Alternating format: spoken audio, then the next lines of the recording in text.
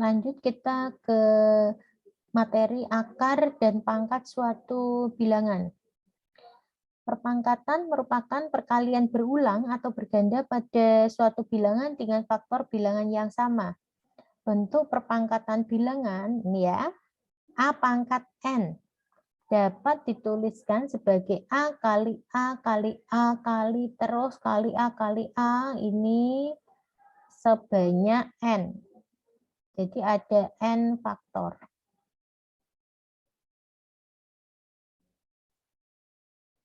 Jadi sebanyak N, ya.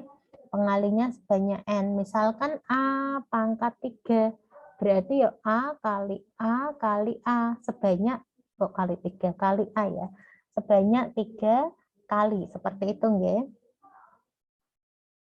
Kemudian, nih, A-nya merupakan bilangan dasar atau bilangan pokok, sedangkan N-nya kita sebut dengan pangkat atau eksponen. Ada sifat-sifat di dalam perpangkatan, yaitu jika A kali B pangkat N, maka dua-duanya dipangkatkan ya. A pangkat N kali B pangkat N. Kemudian ada A pangkat N kali A pangkat M. Kalau bilangan pokoknya sama, maka pangkatnya bisa ditambah.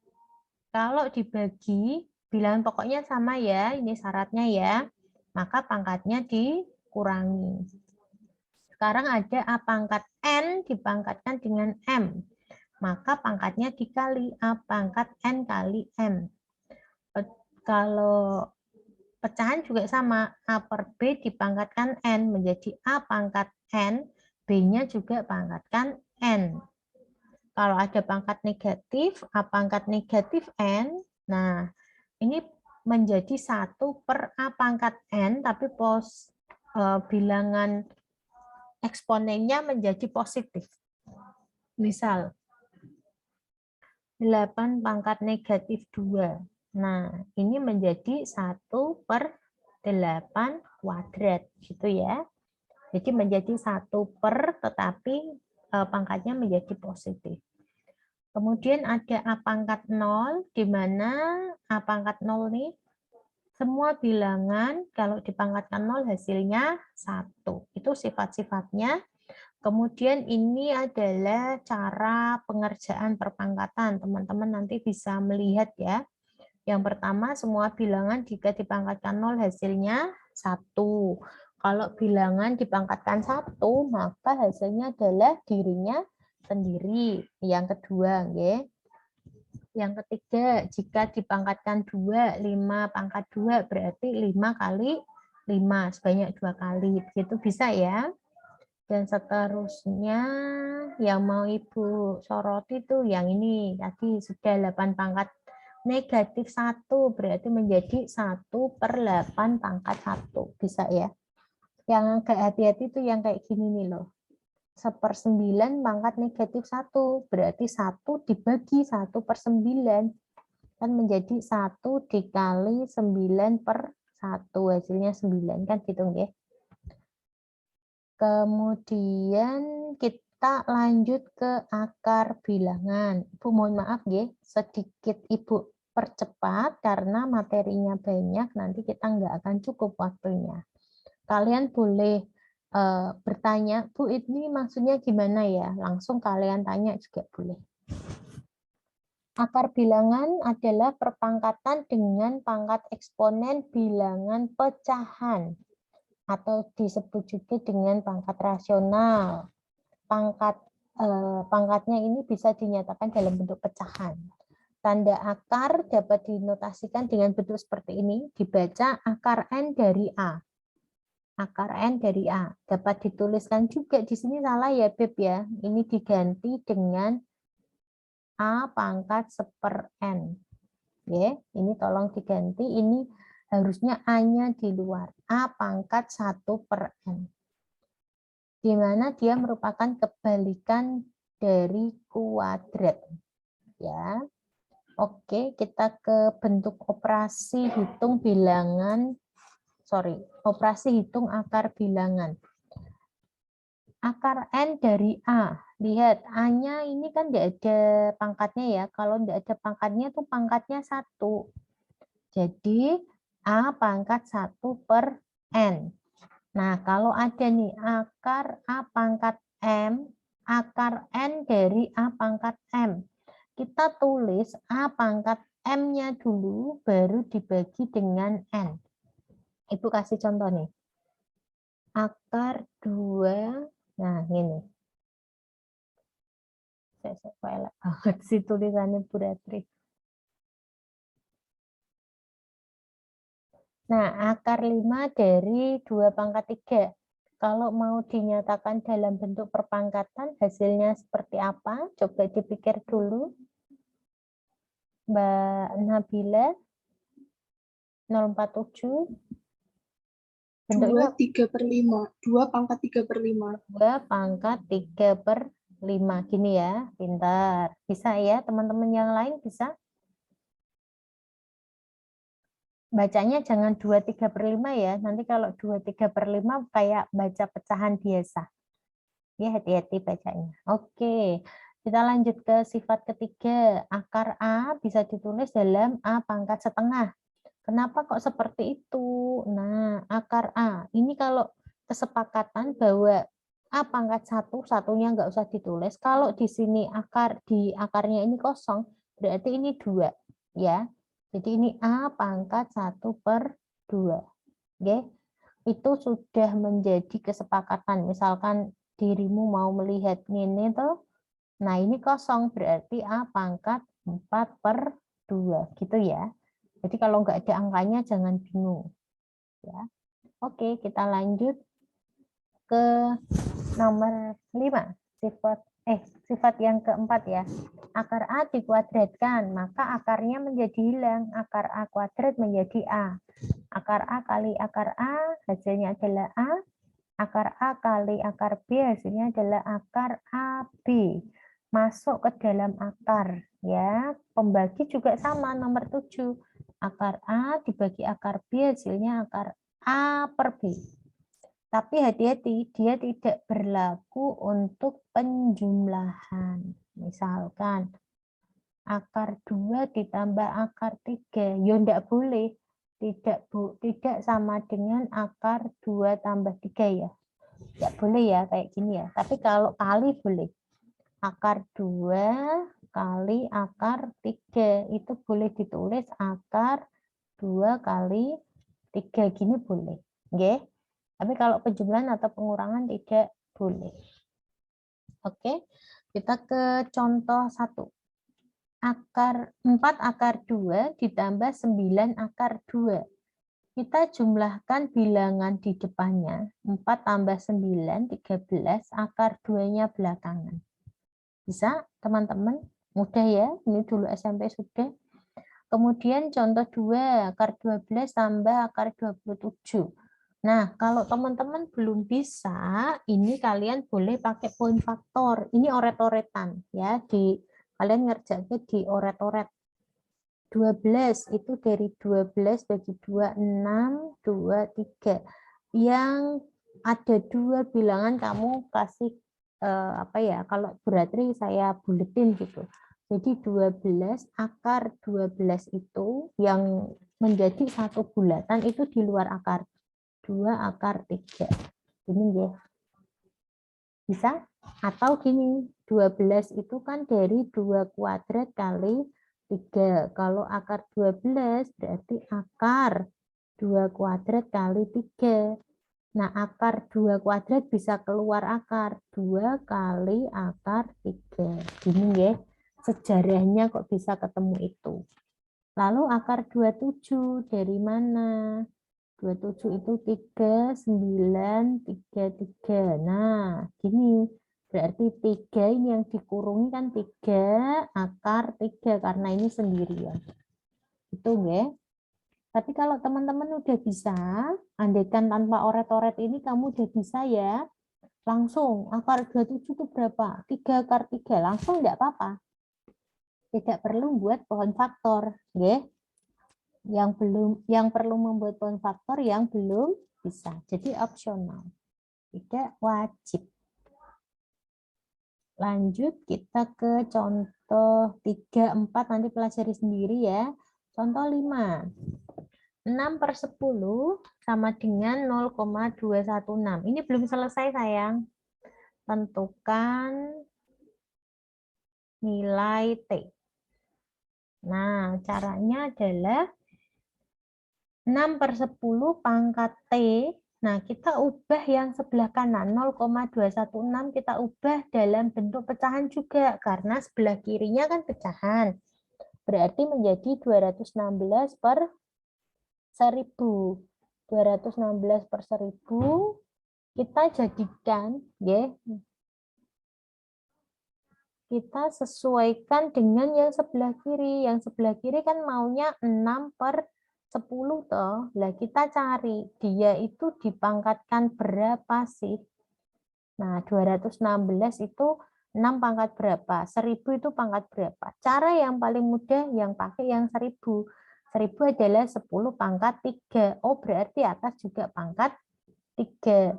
Lah, kamu cek apakah 6 pangkat 3 itu 216. Gitu ya. Ternyata sama. Oh, berarti ya kita pakai sifat perpangkatan 6 pangkat 3, 10 pangkat 3 menjadi 6/10 pangkat 3, jadi T-nya sama dengan 3. Gitu. Untuk contoh 5 dia mau bertanya.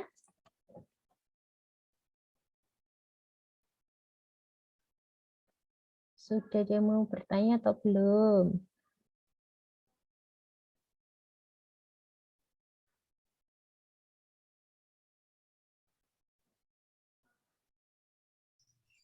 Kalau misal pangkat atasnya yang 6 itu beda, berarti gimana, Bu? T-nya jadinya gimana? Kalau atas dan bawahnya beda, Iya.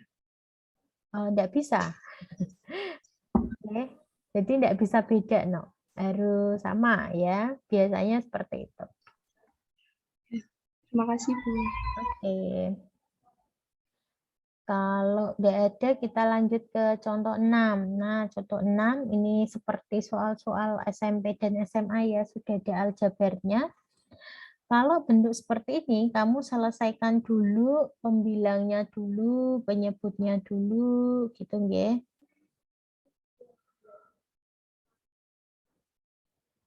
Nah, kita selesaikan yang X pangkat negatif 5 kali X pangkat 3. Karena dia dikali, maka pangkatnya ditambah. Kita tidak bisa mengoperasikan X dan Y ya. Jadi kayak ini, X kali Y. X pangkat ini kali Y pangkat ini tidak boleh kita campur. Dia harus yang punya yang sama, ya, variabelnya yang sama.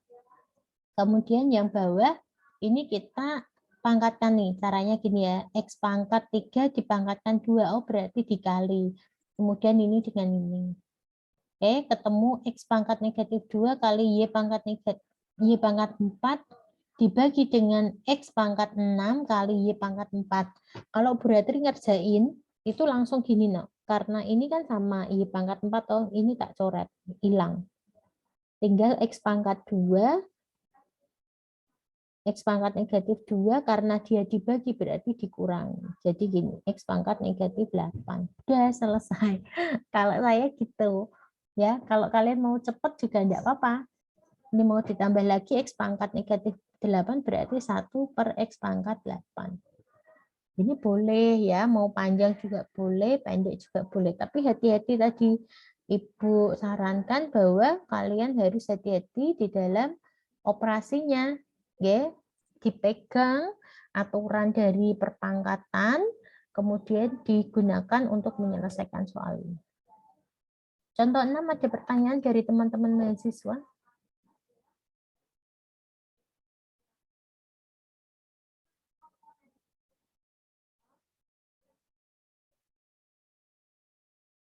Halo?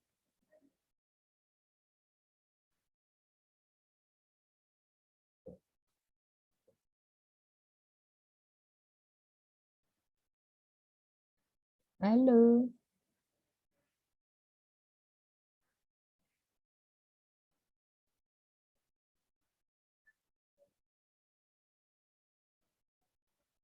Kalau nggak ada, Ibu lanjutkan ya. kita akan merasionalkan bentuk pecahan. Jadi merasionalkan pecahan bentuk akar. Jadi kalau ada pecahan, bawahnya bentuknya akar, maka dia bukan merupakan bilangan rasional, maka kita perlu merasionalkan. Caranya adalah, kalau ini ada 3 bentuk ya, yang pertama adalah bentuknya A per B. Cara merasionalkannya yaitu dengan mengalihkan, dikalikan dengan akar B langsung. Ya, A per akar B dikali akar B per akar B. Maka hasilnya adalah A akar B per B. Gitu nggih. Kalau yang bentuknya A per B tambah akar C, kita kalikan dengan lawannya. Lawan tandanya yaitu B dikurangi akar C. Kali B kurangi akar C. Seperti itu caranya. Begitu juga kalau dia kurang A per B kurangi akar C. Kita pengalinya dengan B tambah akar C. Itu ya, atas bawah dikalikan. Sehingga bentuknya seperti ini. Nah, itu konsepnya. Oke. Kemudian untuk contohnya nih. Contohnya bentuk sederhana dari akar 5 kurangi. Sebentar, saya kasih contoh yang mudah dulu, yang untuk bentuk A. Misalkan 2 per akar 5, kalian disuruh merasionalkan. Berarti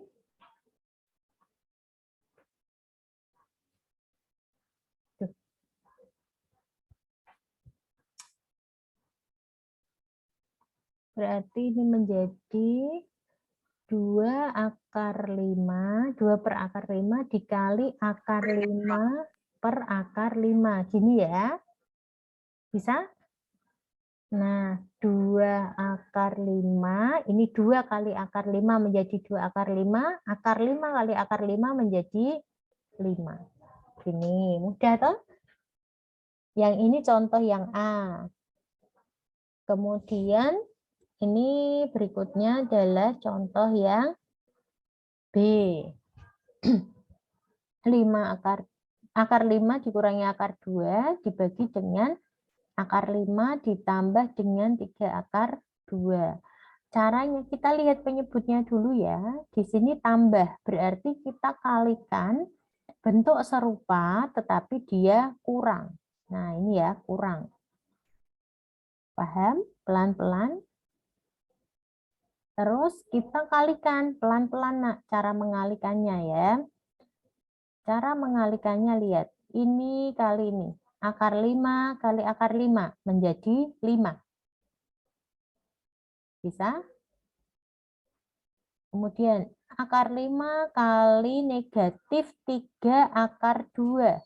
Tandanya hati-hati. Menjadi dikurangi. Ini dikurang karena tanda sini ya. Dikurangi 3 akar 10. Akar 10 dari mana? Akar 5 kali akar 2. Bisa? Oke, kemudian sebelahnya. Nih, negatif akar 2 kali akar 5 menjadi negatif akar 10. Negatif akar 2 dikali negatif 3. Negatif kali negatif menjadi positif. 3 akar 2 kali akar 2. 3 kali 2. Bisa? Nah, itu ya caranya gitu. Pelan-pelan kamu buat garis-garis dihitung satu persatu. Kemudian bawahnya gimana? Bawahnya pakai ini.